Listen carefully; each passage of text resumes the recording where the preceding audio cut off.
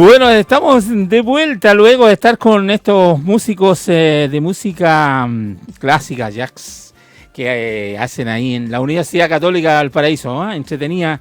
Vamos a subir esa entrevista, por supuesto, en nuestras redes.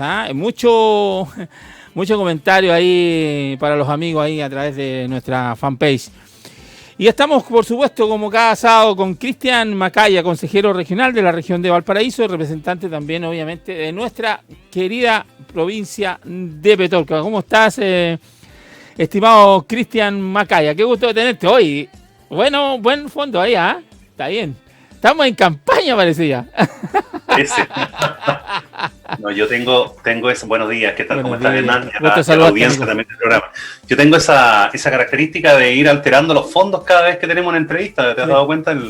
Se destaca la conexión con mi persona para tenerte cada día, cada sábado, una imagen distinta atrás para hacerlo más entretenido, más dinámico, más variado. Me parece. Oye, hoy es día frío, han estado estos días acá en nuestra provincia de Petorca, cayó algo de lluvia el otro día, esperemos que llueva este año porque se nos va a complicar muchísimo el tema hídrico en nuestra zona. Y también está el clima enradecido, terrible, con el tema del famoso 10%, que la verdad es que tenemos que hablar, porque la gente espera que hablemos de eso en este tipo de contactos. Sí, porque obviamente la gente la está pasando muy mal. Es que todos hablan de eso, por eso te pregunto si realmente espera que hablemos de eso. Sí, no, es que tenemos que hablarlo desde el punto de vista de nuestra provincia. Tú sabes que aquí la fuente de trabajo,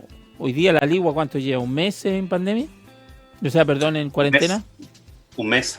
Hay mucha gente que hoy día no está recibiendo 0 pesos hoy día. Y mucha gente que seguramente tú conoces en la Ligua, comerciantes, empresas. Bueno, yo no estoy de acuerdo con la cuarentena. Es algo que desde un principio lo he planteado. Sí.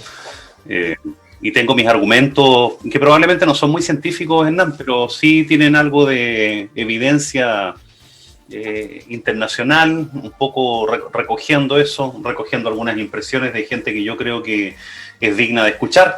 Hoy día el gobierno está escuchando a ciertos expertos del área de la salud, lo cual me parece muy bien que las decisiones un gobierno las tome atendiendo o escuchando la voz de los expertos, pero cuando uno habla de expertos pareciese que hay que agachar la cabeza porque se genera inmediatamente una especie de temor reverencial, de pánico, de miedo, el hecho de tener que decir ante la opinión pública algo diferente a lo que dijo un experto. Entonces se ve como un poco cercenada la libertad de expresión cada vez que uno tiene que disentir o discrepar respecto a algo que viene con algún timbre de alguna entidad que sea la autorizada para hablar sobre la materia. Pasa muchas veces cuando uno tiene que plantear una opinión distinta a lo que plantea la OMS. Entonces a uno le dirán, ¿y quién es usted, querido provinciano piojoso, que viene aquí a disentir de la voz autorizada y oficial que es la OMS? Así. Pero la verdad, y como siempre lo he planteado, cada vez que uno tiene esa forma de pensar, lo que hace es empobrecer el debate. Uh-huh. Los grandes momentos de la historia de la humanidad han estado representados por una voz que fue distinta al resto de las voces que eran los paradigmas permanentemente aceptados. Si no, pregúntele usted a Galileo Galilei, digamos, lo que le costó tener que tratar de hacer entender que la Tierra era el centro que la Tierra no era el centro del universo, digamos. Y aparte que era redonda, que no se lo creía tampoco. Y se movía también, porque la verdad que había paradigmas que la ciencia de la época, y particularmente la Iglesia, eran incapaces de poder aceptar. Bueno, hoy día nos pasa un poco lo mismo. Hay ciertos paradigmas que se han ido haciendo, digamos, común por todo el mundo, y Chile no es la excepción. Entonces nosotros tenemos que, obedientemente, como estamos en un rebaño, obedecer nada más, pues, y quedarnos tranquilos. Entonces, a veces el niño grita, el rey va desnudo, y eso a propósito de un cuento, digamos, muy famoso de Hans Christian Andersen. Entonces eso genera naturalmente muchas veces ataques, anticuerpos y la denostación natural de con qué autoridad, con qué calidad moral usted o con qué conocimiento, con qué experticia viene a opinar respecto a una materia que no le compete. Y yo creo que eso no es una forma de poder discutir. Lo que yo pienso respecto a las cuarentenas, particularmente en NAN, es que están siendo inútiles. Pues, si nosotros ya, en el caso de Santiago, por ejemplo, ya llevan, no sé, más de un mes el total de las comunas en cuarentena. Sí. Hay algunas comunas en Chile que llevan desde diciembre del año pasado. ¿Sabe usted? Talca, por ejemplo, es una comuna que ya lleva 4 meses en cuarentena. Así es. Entonces, ¿cómo resiste esa gente para poder, digamos, llevar el sustento al hogar, por un lado? Y segundo, ¿cómo estamos resistiendo el tema de las enfermedades mentales en NAM? Porque, dicho sea de paso, nosotros genéticamente venimos de los homínidos, entiendo yo, sí. Según Darwin, no sé, y somos seres y especies como todas las demás hermanas, que estamos hechos para estar al aire libre, estamos hechos para estar en un ambiente abierto, no estamos hechos para estar en catacumbas, como los topos, no sé, encerrados, encuevados. Entonces, naturalmente que lo que viene detrás de esto probablemente sea este adagio de que puede resultar peor el remedio que la misma enfermedad. Sí. Y lo otro que jurídicamente, que es lo que me compete, Hernán, yo siento de que Chile no ha logrado traspasar la barrera del estándar probatorio necesario para efectos de poder demostrar efectivamente que esta medida puede de alguna forma superponerse a el derecho a la libertad personal, a la libertad individual, a la libertad de desplazamiento. Fíjate que estas libertades que yo te estoy comentando están consagradas en el artículo 19 de la Carta Fundamental Chilena, y son como tales derechos humanos, son derechos fundamentales que emanan de la naturaleza humana, son garantías constitucionales.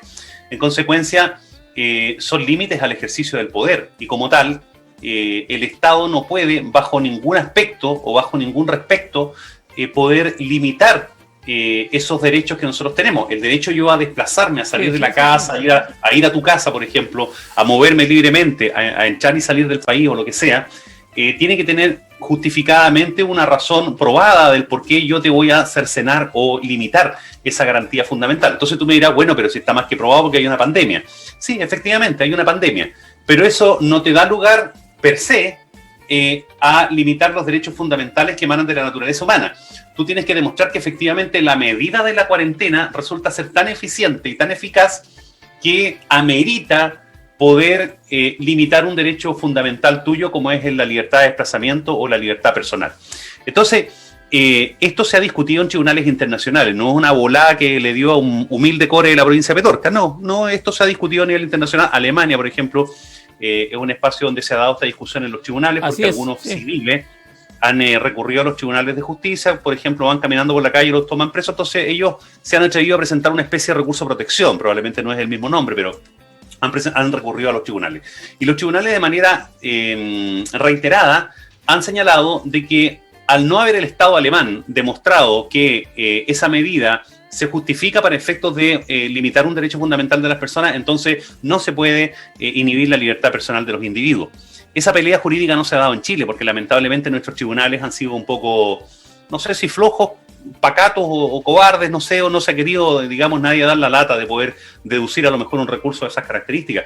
Pero yo creo que sería una discusión interesante, Hernán, el hecho de poder efectivamente acreditar aquello. Y lo otro que creo que es relevante considerar la evidencia empírica, porque aquí el pragmatismo creo que es súper relevante, lo casuístico. Ninguna comuna que haya tenido cuarentena ha dejado de tener pic de contagio, es decir, se dieron hace un par de semanas el mayor pic de la historia de esta cuarentena, hasta 9.000 que es la segunda ola, y resulta que casi todas las comunas del país estaban en cuarentena hace un mes, hace 2 semanas, hace 3 semanas. Sí. Entonces, la verdad es que uno pone, digamos, en duda si efectivamente esto de las cuarentenas resulta ser la medida más idónea, la más adecuada para combatir esta situación, porque si en definitiva lo que viene detrás de esto son enfermedades mentales, si viene situaciones de problemáticas intrafamiliares, si se da también este detonante que lamentablemente se está dando, que es atentar contra el derecho de las personas a poder proveerse de lo básico para su subsistencia, la alimentación.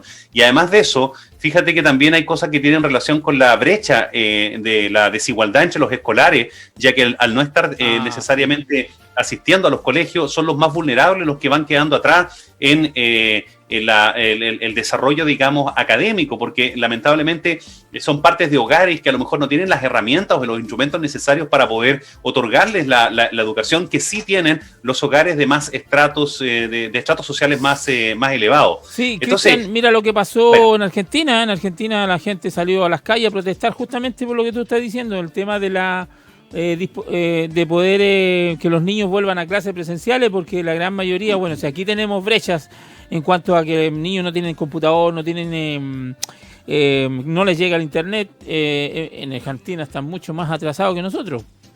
Sí, o bueno, por último, bajo ciertas medidas, yo entiendo que los padres tienen aprensiones de mandar a sus niños al colegio, yo también soy padre, y la verdad que no quiero mandar a mi hijo a contagiarse en un colegio, pero sí al menos poder buscar un método que es el que habíamos elaborado, digamos, para esta etapa en el año 2021, donde pudiésemos tener sistema semipresencial de clase, como lo van a empezar a implementar las universidades, etcétera. Yo no estoy diciendo que vayamos todos en masa a las aulas nuevamente y copemos de 45 alumnos a la sala, no estoy llamando eso, pero sí estoy diciendo que al menos en los casos de los niños que tienen más dificultades por la vulnerabilidad de sus hogares, podamos atender esas situaciones de manera urgente, y eso no se logra teniendo a las comunas en cuarentena. Entonces yo creo que aquí se están tomando decisiones erradas nuevamente. Creo que el gobierno ha hecho caso a la presión política, por qué no decirlo, a los expertos criollos, que en definitiva yo tengo todo el derecho a cuestionar si efectivamente tienen las competencias, las capacidades, el conocimiento o la experticia. Bueno, nadie la tiene en realidad, porque es la primera probablemente pandemia que nos toque vivir a todos en esta generación. Sí. Pero de todas formas creo que es importante ir teniendo la capacidad de reconocer a veces que uno se equivoca, porque si yo por ese motivo en alguna oportunidad pude haber dicho, oiga, yo quiero cuarentena, y me di cuenta que con la realidad no funcionó, también tengo que tener la capacidad de poder decir, sabe que estaba equivocado y busquemos otro método. Entonces ese ejercicio muchas veces les cuesta hacer a las personas. Somos malos para reconocer los errores, a veces quedamos presos de nuestras propias palabras. Y eso lamentablemente nos lleva a el anquilosamiento y el fracaso en las políticas públicas que estamos muchas veces implementando. Sí. La gente la está pasando mal, la gente está sufriendo. Sí, estamos con Cristian Macaya, consejero regional en la región de Valparaíso, y obviamente su profesión es abogado, así que le aprovechamos de hacerle las preguntas pertinentes ahí para que nos aclare un poco también lo que es la parte jurídica, que está súper complicado también la parte jurídica en el tema del 10%. Hoy día sabemos que el presidente no ha querido sacar esa solicitud que le hizo al TC para que se pronuncie frente al tercer retiro. Y sigo no sigo no teniendo esa respuesta que me deje satisfecho. Sigo con la duda, Cristian, de que hay algunos audios, incluso no sé si fue la cuenta pública del 2019 o el 2020, donde habla de los recursos y de los dineros que están a la AFP que le pertenecen a los trabajadores, dice el presidente Piñera. Le pertenecen a los trabajadores. Y él cuando habla y dice voy al TC porque me lo obliga la ley, porque yo juré defender la Constitución y qué sé yo y tal y tal, pero resulta que en el primer 10% no fue al TC, pues, sabiendo que él, según él, tenía obligado a ir. Pero es que hay alguna diferencia con el primer retiro. De hecho, los primeros dos retiros, al final se retira, digamos, la moción parlamentaria y se hace por la vía del mensaje, hubo un acuerdo político. Por lo tanto, la iniciativa legal la tuvo la moneda, no la tuvo, digamos, por moción parlamentaria. Yo tengo entendido que en el segundo, pero no en el primero. Entiendo que no. Y lo otro que también es relevante, Hernán, tiene que ver, porque tú dices, si a la misma razón tiene que haber la misma disposición. Yo estoy de acuerdo contigo, sí. Pero que no son las mismas razones. Pues resulta que en el primer retiro también teníamos una diferencia respecto al tema tributario. Y lo otro que teníamos una diferencia respecto al tema de del tema de las rentas vitalicias, que creo que es importante aclararlo. Sí. Entonces, no, averigüemos bien eso, porque la verdad que no es por moción parlamentaria, porque pero hoy día el TC, es la iniciativa. Sí, hoy día el TC el TC cuando se pronunció en el segundo retiro fue 3-3 y obviamente se cargó para el lado de recibir el reclamo la presidenta, que fue asesora directa del presidente Piñera en su primer gobierno. ¿Tú crees que debería...? Porque no te estoy entendiendo eso que acabas de decir. Primero, no se recurrió al Tribunal Constitucional por esta razón. Primero. Segundo, los integrantes del Tribunal Constitucional son 10, no son 6. No son 10, son 5 y 5, ojo. ¿Ya? Fueron 5 rechazaron y 5 aprobaron. Y la presidenta tiene 2 votos. Ya, y la presidenta... votó había votado a favor, ¿no es cierto?, del reclamo, y además, como ella era la presidenta, su voto dijo que se aceptaba, ¿no es cierto?, y que era inconstitucional el retiro del 10% del segundo retiro. Entonces hoy día el parlamentario, sobre todo Bianchi, el senador Bianchi y otros parlamentarios están pidiendo que se inhibe, o sea, que no ejerza su votación por tener intereses, haber trabajado y está en línea directa con el presidente. ¿Cuál es tu opinión? A ver, sí, pero es que espérate un poco, porque la verdad que bajo esa lógica tenemos que pedirle a varios que se inhiban de todos lados y al final tenemos que dejar el Tribunal Constitucional acéfalo, porque todos los miembros del Tribunal Constitucional son nombrados por alguien. 4 de ellos los nombra el presidente de la República, 3 de ellos los nombra el Congreso, y 3 de ellos los nombra la Corte Suprema mediante concurso. Entonces, resulta que podemos decir también los 4 del Congreso, saquémoslo porque ya sabemos que el Congreso quiere el retiro. Entonces, saquemos los 4 del presidente y los 4 del Congreso. Dejamos los 3. Sí. ¿Pero qué hacemos? Que bajo la lógica de inhabilítate por quien te nombró, la verdad es que podemos dejar, digamos, sin integrantes un tribunal constitucional. Sí. Esta es otra discusión. Yo creo que no. Aparte que dentro del principio de la administración, digamos, de estos nombramientos, obedece a un principio que se llama el de la ingratitud. El principio de la ingratitud. ¿Qué significa el principio de la ingratitud? Que tú, cuando te nombra a alguien en un cargo determinado, tú tienes que desarrollar ese cargo incluso en contra de los intereses o el beneficio de aquel que te nombró. Ya. Eso se llama principio de la ingratitud. Mira. La verdad que no es muy conocido. Mira. Entonces, nosotros estamos asumiendo y aduciendo de antemano de que una persona va a resolver transgrediendo ese principio. Por lo tanto, yo no puedo colegir de antemano que una ministra del Tribunal Constitucional es una ladrona, o es una sinvergüenza, o es una persona poco proba, o poco honesta. Sí, al decirle, inhíbase porque en el futuro puede que usted haga su trabajo de manera sesgada. Entonces yo la verdad que estoy prejuzgando a alguien, pues estoy prejuiciando.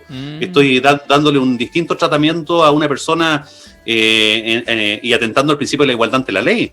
Entonces, ojo, si es re fácil tirar frases al voleo con desconocimiento, pero en definitiva no podemos nosotros entrar en esta lógica de las implicancias o recusaciones de los ministros del Tribunal Constitucional sencillamente porque él lo nombró, porque al final, como te digo, tendrían que irse todos para la casa y al final nadie resuelve. Y ella dice en un minuto también, que yo creo que es una mala opinión, pienso yo, ella dice que ellos son tercera cámara. No.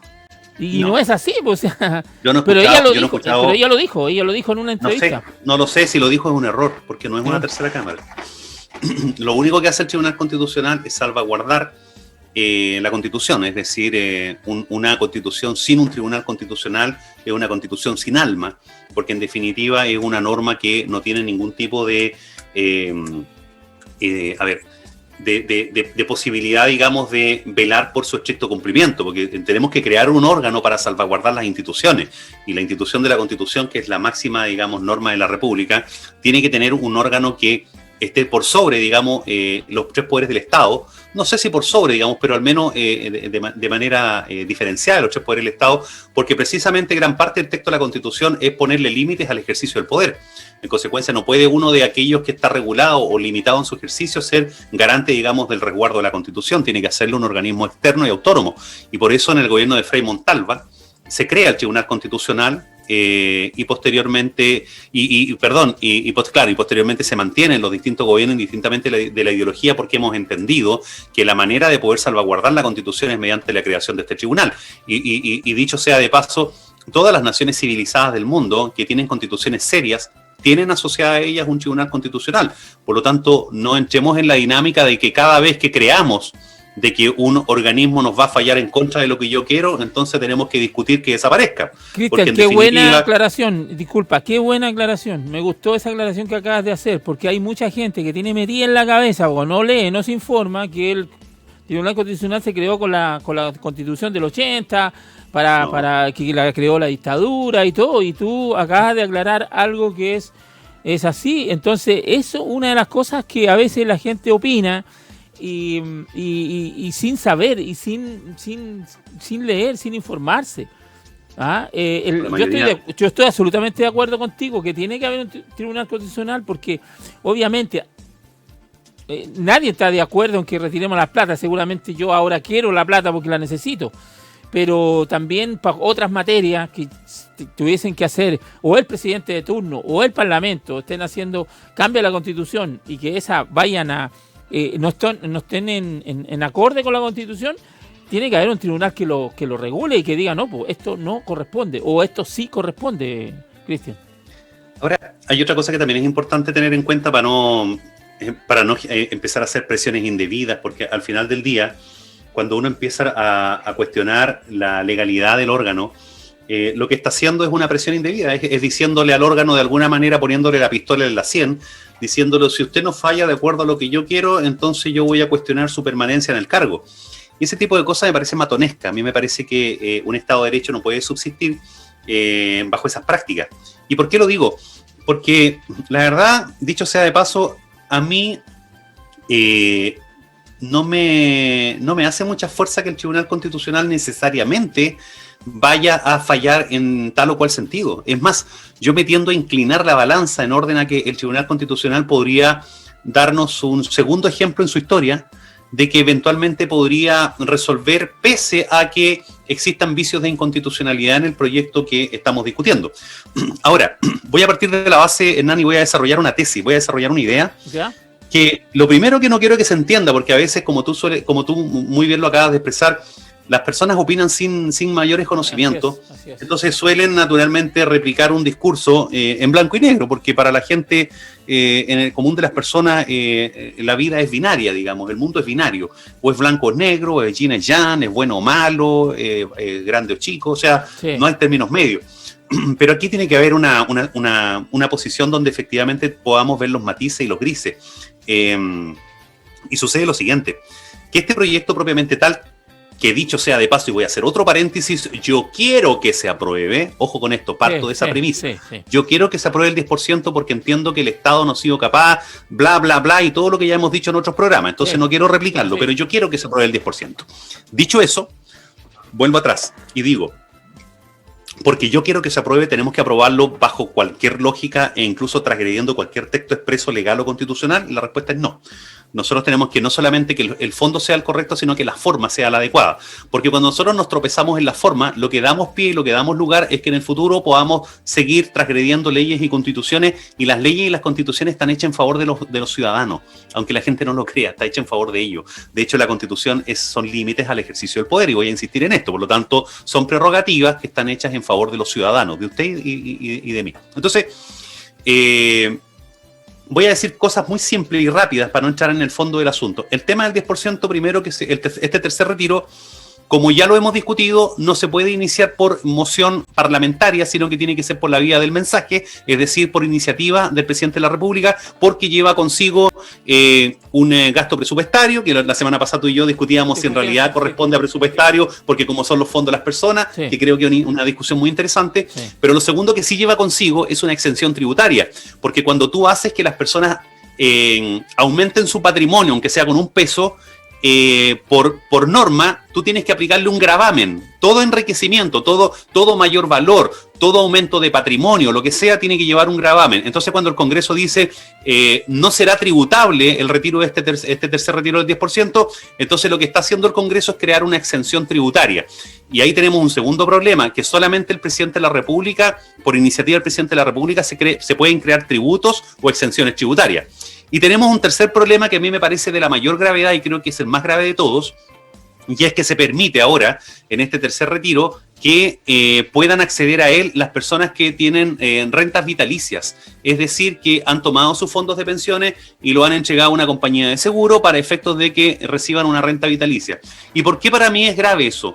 Porque cuando tú haces ese ejercicio y pactas con una compañía de seguro, lo que hay ahí es el acuerdo de voluntades de dos privados, de dos particulares. ¿Ya? Es el mismo acuerdo de voluntades que tú tienes cuando vas a comprar al almacén de la esquina y le dices a la señora Juanita, que es la dueña del almacén, me fía, hágame un cuaderno, rebájeme el precio, no me cobre esto. O sea, tú haces un acuerdo con ella. Es un acuerdo entre privados.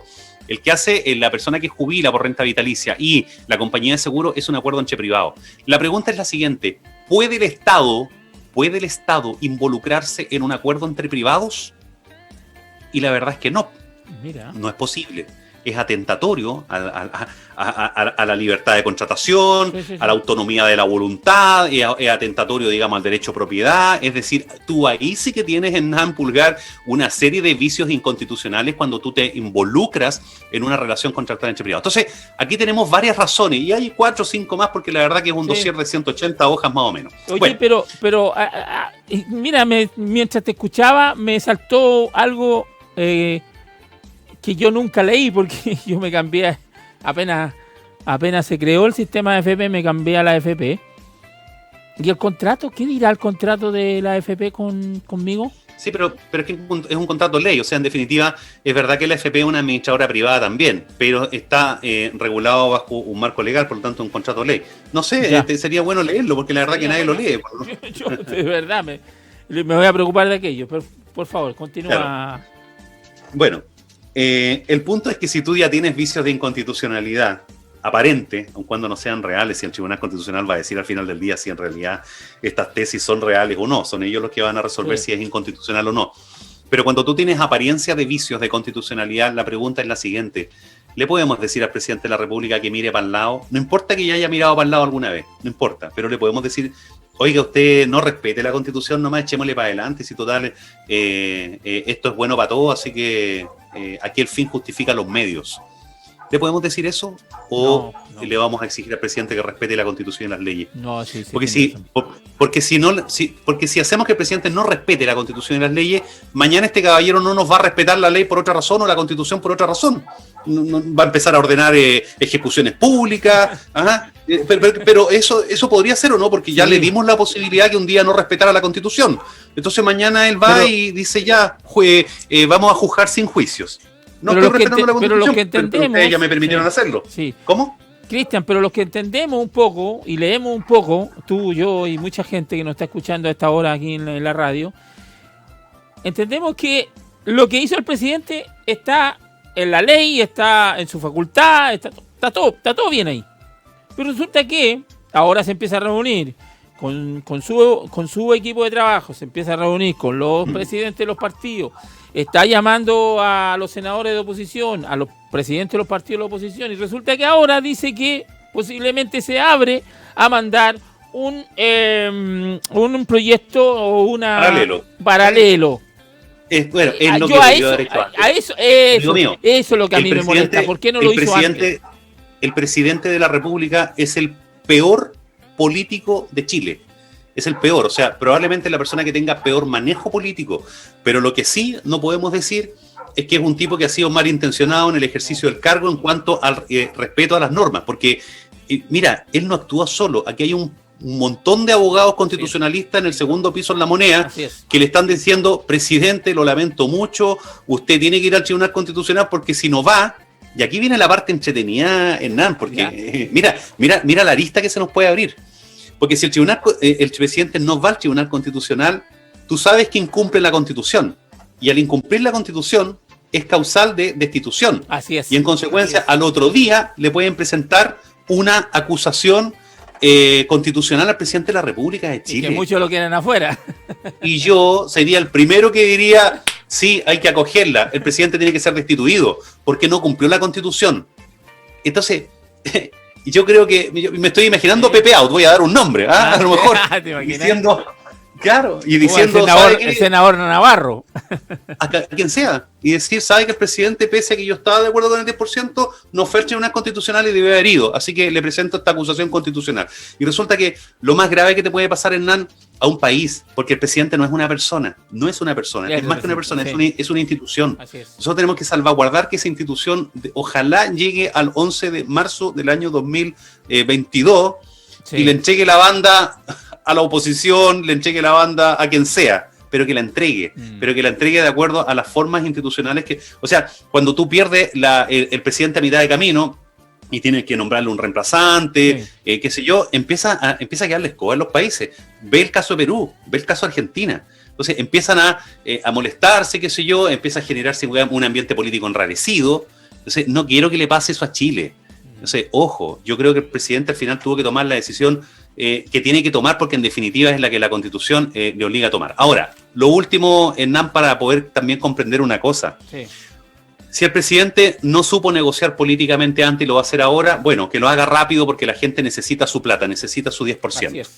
Segundo, si no lo va a hacer, si no va a haber negociación, que el Tribunal Constitucional al menos resuelva esto de manera rápida, ojalá lo más ágil posible, de tal forma de, no sé, en 3-4 días ya haber pasado, digamos, esta etapa y saber definitivamente si es sí o si es no, pero que sea rápido. Ahora, ¿por qué yo no estoy tan seguro que sea no? Es decir, eventualmente el Tribunal Constitucional podría, pese a que el texto de la Constitución dice una cosa, resolver el propio Tribunal Constitucional de forma contraria a la Constitución. ¿Tú crees esa posibilidad? Parece raro, ¿eh? Sí, parece extraño que el Tribunal Constitucional pudiese fallar incluso en contra de la misma Constitución que tiene que salvaguardar o defender. Sí, y hay un punto que la gente tiene que entender también, pues yo he estado escuchando a algunos juristas y ahí tú a lo mejor me puedes confirmar aquello. Los juristas dicen que una de los motivos que tiene que tomar un juez para dar un dictamen, hay uno que es súper importante, que esto que él quiere aprobar o rechazar, la dificultad o el problema que crea en el país, en la gente, en la tranquilidad. O sea, estamos hablando de que el juez cuando va oye, si yo digo que no, va a haber estallido social. Incluso aquello lo tiene que tomar en cuenta. ¿Es así o no? Yo lo he escuchado a los juristas decir eso. Increíblemente es así, Hernán. La verdad es que las normas están al servicio del ser humano y no el ser humano al servicio de las normas. Yeah. Entonces también todo esto tiene un límite, y el límite naturalmente es la política. La política siempre al final es quien decide. Yeah. Entonces tú te preguntarás, ¿existe, y aquí hago una pregunta a todos los auditores, ¿existe alguna oportunidad en la historia de Chile que este Tribunal Constitucional haya resuelto en contra de la propia Constitución? ¿Qué dices tú? ¿Por qué te inclinas? ¿Un sí o un no? No sé, es difícil, ¿ah? No, por lo menos no tengo antecedentes, yo diría que no. O sea, está complicado. Sí. La respuesta es sí. Mira. Existe una oportunidad, y yo te voy a dar el fundamento, y probablemente lo vas a compartir. Resulta que hace unos años atrás, más o menos en el año 96, 97, por ahí, debe haber sido, se presentó un requerimiento al Tribunal Constitucional, parece que fue por la vía del recurso de inaplicabilidad, la verdad que no lo recuerdo muy bien, porque en esa época se conocía por parte del Tribunal Constitucional este recurso, y que tenía relación con un grupo de automovilistas que presentaron este requerimiento porque se estableció por parte de el gobierno, mediante un decreto, restricción vehicular a los vehículos que tenían convertidor catalítico. Y resulta que algunos años antes, cuando teníamos los graves problemas, increíbles problemas de contaminación en Santiago, que estaba todo el ambiente gris, se parecía a Londres en el año 52, 51, no me acuerdo, que hubo un episodio horroroso. Entonces, y eso era solamente contaminación. Entonces se estableció por parte del gobierno del Estado de Chile que se fijara una restricción vehicular a todos los vehículos. Ya. Y después, con el tiempo, en el año 94-95 por ahí, empezaron a ingresar vehículos con convertidor catalítico, que el Estado de Chile te decía, mire, usted deseche su auto viejo, cómprese estos nuevos autos con convertidor catalítico y no va a tener problemas de restricción vehicular, porque con estos vehículos va a poder andar los 7 días de la semana. ¿Ya? Y resulta que empieza a pasar el tiempo, 2, 3, 4 años, qué sé yo, y viene el gobierno y sí decreta restricción vehicular a los catalíticos.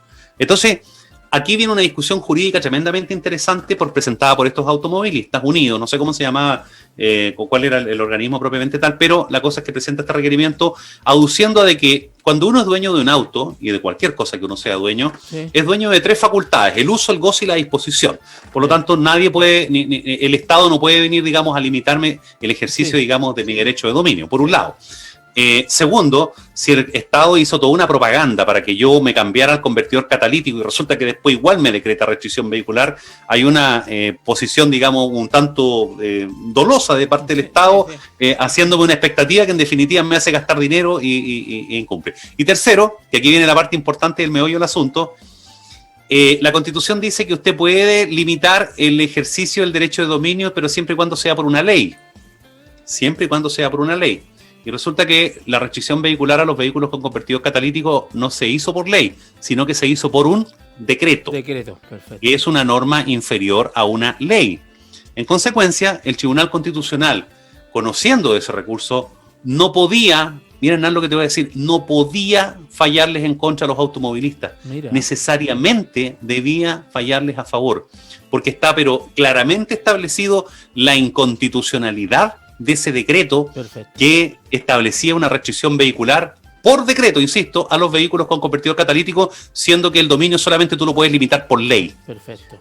¿Cómo falló el Tribunal Constitucional? Sí, pero espérate, pues si todavía no termino el fin de la historia. Concéntrate, pues, Hernán Pulgar. Dale. Que quiero saludar a unos amigos que están saludando por ahí. Dale. Bueno, como quieras, si quieres lo dejamos para después de la pausa, así como con suspenso, pero tienes que... Dale. O sea, aquí venía el remate del chiste, pues si ese era el tema. Pues, no me dejaste... No sé si quieres saludar a tus amigos primero. Termina, por favor. Termino el chiste, ya. Sí.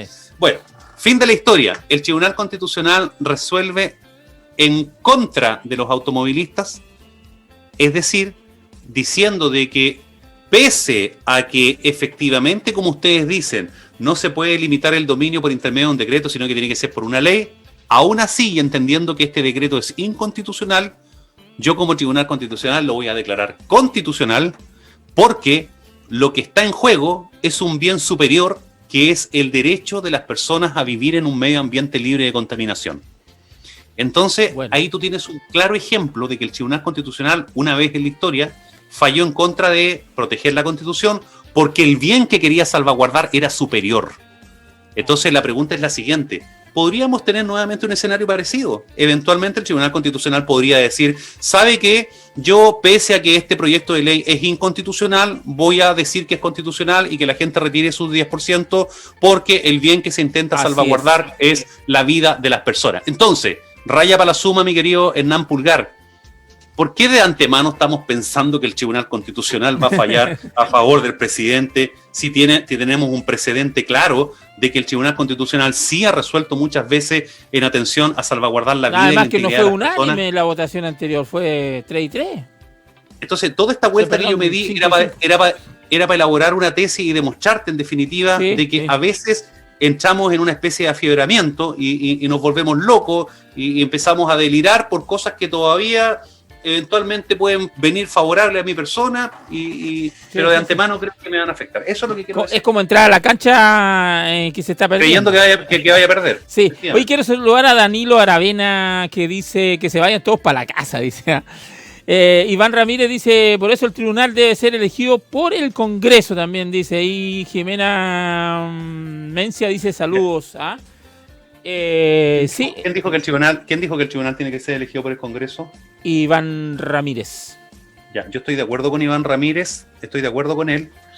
No sé si por el Congreso, pero creo que la forma de generación de los de nombramiento, digamos, de los ministros, hay que perfeccionarla. Hay que hacerlo de acuerdo, digamos, a sustentos técnicos. Ya. ¿Por qué? Porque hoy día la única exigencia, amigo mío, y por eso Iván tiene razón, es solamente ser abogado y tener 15 años de ejercicio de profesión y haber sido destacado, no sé, en alguna universidad o haber sido destacado haciendo clases. Usted puede pertenecer al tribunal, entonces. Perfectamente. Entonces, la pregunta es motivo suficiente o debería ser por un concurso público como de alta dirección pública donde yo tuviese que rendir pruebas exigentes? Yo creo que para crear el máximo tribunal de protección de la República, la Constitución, tenemos que tener los 8 más ilustrados y los mejores del país. Sí. Pero este sistema de nombramiento no te lo asegura, porque en definitiva lo que está salvaguardando probablemente un presidente es que la persona que te va a nombrar sea proclive o cercana a su color político. Y aquí no solamente hablo de Piñera, hablo de los nombramientos que habrá hecho Frey, Lagos, Bachelet, etcétera. O sea, estamos hablando de que cualquier presidente va a caer necesariamente en la tentación de nombrar gente que sea proclive a su sector. Y eso es una constante. O sea, yo lo he visto. Yo tengo compañeros de curso que sé cuál es su vertiente ideológica y que fueron nombrados en épocas, digamos, donde gobernaba un presidente de su color ideológico. Entonces, es práctica eso, recurrente. Así es. Hoy quiero agradecer obviamente a los amigos que se conectan ahí a través de nuestra fanpage y por supuesto el 88.3 en toda la provincia de Petorca. También recuerden que en la página web ahora en www.hradio.cl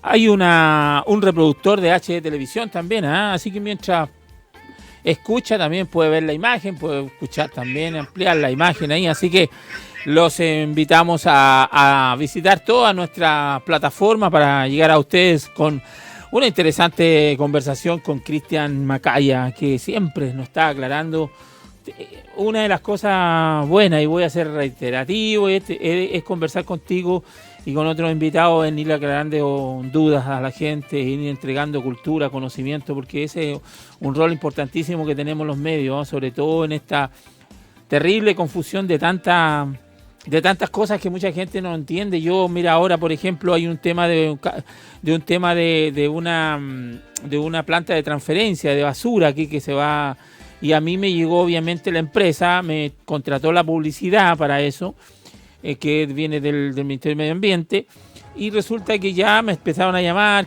porque decía residuos sólidos. Ya estaba pensando la gente que iban a traer, no sé, cosas químicas de otros lados, a echarnos aquí a Cabildo. Entonces yo le dije, oye, o sea, no le crean todas las redes sociales, pues empezaron a hablar por el Facebook, una cantidad de tonteras. Esa es la planta que aprobamos hace unos días atrás en el gobierno regional. ¿Eso? Así es que una acá que se va a ubicar acá en Cabildo, ¿cierto? Donde van a llegar los camiones, se van a preparar la basura para llevarla a otro lado, eso entiendo yo, ¿no? Sí, por supuesto, es una planta de transferencia. De hecho, eso me lo pidió muy sentidamente el alcalde de Cabildo y el alcalde de Petorca. Ambos me pidieron y me dijeron que eso era importante que fuera aprobado para nuestras comunas, porque en definitiva permite, digamos, ahorrar una cantidad enorme de recursos en poder hacer ese trabajo, digamos, en otras comunas, porque nosotros la verdad que no tenemos las municipalidades no tienen muchos recursos, por lo tanto, si podemos ahorrarle algunos pesos, va a servir para poder hacer otras obras, plazas, no sé, pavimentar calles, hacer otras cosas, por lo tanto, todo lo que sea ahorrarle recursos a ellos es positivo. No, eso es parte de la ignorancia, eso es desconocimiento. Sí, o sea, por eso yo pedí a la empresa le pedí a la empresa que me hiciera los puentes para entrevistar a la gente de medio ambiente, a entrevistar a la gente que está a cargo de... Residuos sólidos son nuestros residuos domiciliarios, la cáscara de plátano, todo lo que nosotros botamos, sí. Pero la gente empezó a pensar que iban a traer, no sé, pues químicos de otros lados y que iban a depositarlo aquí en Cabildo, pero en fin, estamos para aclarar las cosas. Mira, Hernán, la verdad es que al menos los que entendemos la pega en la cual estamos involucrados, jamás vamos a hacer una defensa de algo que vaya o que atente, digamos, contra nuestro territorio. Y prueba de eso es además, papelón. El proyecto es de la Municipalidad de Cabildo, o sea, ya el nombre de la Municipalidad de Cabildo. Sí, yo voy a apoyar siempre a la Municipalidad de Cabildo cuando sean naturalmente cosas que van en beneficio de la comunidad y de sus propias arcas. Es decir, ahí nosotros hemos trabajado de manera muy, muy coordinada con Patricio Aliaga, y lo vamos a seguir haciendo con quien esté en la alcaldía, si es Patricio u otras personas. Vamos a seguir trabajando de manera muy fuerte porque Cabildo es una comuna que la verdad goza de una seriedad a nivel regional. Nosotros no tenemos, digamos, ningún inconveniente en trabajar con Cabildo porque es una comuna seria.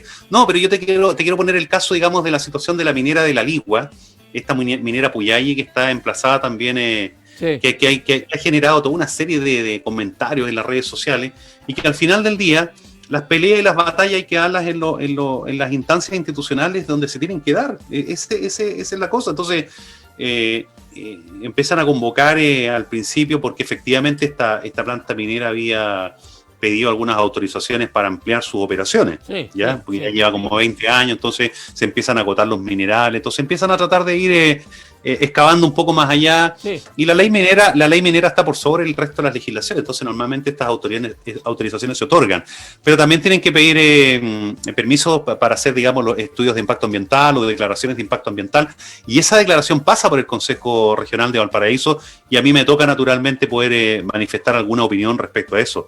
Bueno, la opinión que manifesté es claramente la misma opinión que tiene la comunidad, organizada a través del Comité de Defensa de Puyalle, que ni siquiera me lo han pedido, ni siquiera me llamaron para decirme, oiga, Core, vote en este sentido. No, nada, yo entiendo cuál es la opinión de ellos, entiendo cuál es la gente de Longotoma, cuál es su opinión. Por lo tanto, eso es lo que yo tengo que defender, porque en definitiva, las personas que somos electos en cargos de elección popular nos debemos a nuestros representados, al territorio. De hecho, yo ni siquiera conozco a la gente, a los dueños de la minera, no tengo idea.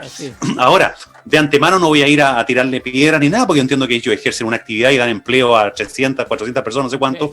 Por tanto, yo entiendo que es una empresa que si cumple con las normas medioambientales, naturalmente va a gozar de todo mi respaldo. Pero lamentablemente en este caso, yo lo que he escuchado de parte de la propia comunidad es que están muy disconformes por principalmente la falta de responsabilidad social empresarial que ha tenido esta empresa. En segundo lugar, ha sido poco dialogante con las comunidades en orden a poder desarrollar un proyecto de manera armónica que tenga que ver también con la estrategia de desarrollo local, es decir, cuál es la vocación productiva de esa zona. La vocación productiva de esa zona es agrícola. Las mineras normalmente están emplazadas en sitios precordilleranos, por lo tanto, asumamos un compromiso de manera conjunta, donde la comunidad también se vea beneficiada, y eso yo no lo he visto de la empresa. En consecuencia, fui el Core que alzó la voz junto a Manuel Millones, ambos, y dijimos... Yo tu audio acá, lo coloqué tu audio. Perfecto. Y le dijimos al resto de nuestros colegas, les pedimos que voten en contra de esto por tal y tal razón. Pero resulta que esto acá, que bueno que lo hayas puesto el audio, yo te lo agradezco, porque normalmente cuando viene una mala noticia, de estos voladeros de luces, que no sé, que va a llegar poco menos a instalarse acá Chuquicamata, eso es una noticia, pero que se disemina, digamos, como la pólvora, pues se riega. Pero cuando viene una noticia de que alguien defendió el territorio, la verdad que no pasa de ser una anécdota que lo replicó HE Radio, porque es una radio objetiva, pero de ahí uno no escucha muchos más medios de comunicación y tampoco gente en las redes sociales que airadamente diga, oiga, qué bueno que el Core acá hizo la pega, por último, porque ni siquiera... Incluso, dame un segundo, incluso Jimena acaba de poner acá, gracias por explicarnos, amigo, excelente conversación, no hay que perder la esperanza, confiemos que sí habrá un tercer retiro. Agradece, es justo lo que estábamos hablando, o sea... Nosotros eso hacemos en la radio, aclarar. Ahora, posiblemente alguien que nos esté escuchando no puede estar de acuerdo con nosotros y está bien, pero yo creo que tratamos de explicar lo que corresponde, lo que está sobre la mesa. Así que, no sé, yo siempre agradezco a nuestro invitado cuando dan su opinión también de lo que nosotros estamos conversando, Cristian Macaya. Oye, pero te tengo que cortar, amigo. Son 10 para las 12. Te tengo que cortar un poquito antes, porque el otro día tú sabías el conto de lo que me mandé, pues. Te corté casi al filo con los otros invitados y le apareció el GC. Entonces después los 4 invitados que vinieron en los 4 programas siguientes, todos se llamaban Cristian Macaya. ¿Eso? Sí. Pero esa es la pega que uno hace solo aquí. Pues. Obvio, pues si está en vivo y en directo. En vivo y trabajando solo. Y lo hacemos con mucho cariño. Cada sábado estamos con Cristian Macaya cuando seguramente después que pasen las elecciones vamos a seguir todos los sábados con Cristian, porque nos encanta conversar con él y las damas ahí, que mucha opinión, también otra por aquí, por el WhatsApp, qué rico escuchar. No puedo, ya, eso sí que no lo puedo decir. Eso sí que no lo puedo decir. ¿En serio? Ya, pero por último en privado dime quién fue. Pues, te voy a mandar el captura en pantalla. No hagáis eso, no. Es malo mandar las capturas de pantalla porque eso es ilegal, porque cuando uno conversa en privado con alguien uno no puede difundir esas conversaciones. Así que no te voy a contar nada, compadre. Oye, Cristian, Muchas gracias. Oye, y que la gente entienda que todo esto lo decimos en un contexto jurídico, muchas veces para poder explicar ciertas cosas. Estamos con que la gente pueda retirar su 10%, estamos con que ojalá se haga la cuarentena pronto, estamos en esas líneas presionando, y no solamente por las redes y por los medios de comunicación, lo hacemos en la instancia institucional donde pedimos la palabra y decimos, la verdad que esta es nuestra opinión, por lo tanto queremos que a la gente le vaya lo mejor posible. Así es, amigo. Vale. Así que muchas gracias por la oportunidad. Vale, espérame un segundo. Estuvimos con Cristian Macaya, consejero regional de la región de Valparaíso y obviamente representante de nuestra provincia de Petorca. Nos vamos y viene Educación en Financiera con un gran invitado a partir del mediodía. Nos vamos a la pausa y ya estamos con ustedes de regreso.